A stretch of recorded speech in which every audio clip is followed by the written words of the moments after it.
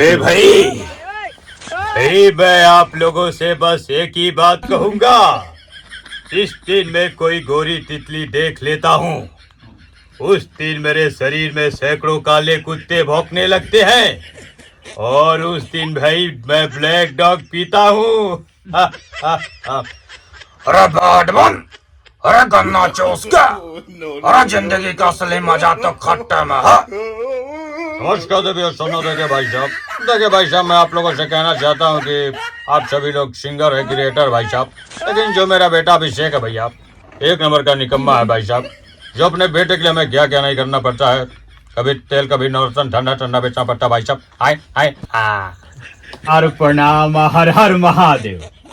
हमारे प्यारे भाई प्रियांशु भैया और गौरव भैया और ऋषु भैया, पंकज भैया, गोलू भैया, अब बड़ा अद्भुत लागत बाटे और स्टूडियो में आके। और हम बस ये कहब कि हर हवा तूफान ना होला, चूहा कबो बलवान ना होला। ए प्यार करे वालन से कह दा ए हसीना, ए भाई लोगन से टकराइला सान ना होला। हर हर महादेव।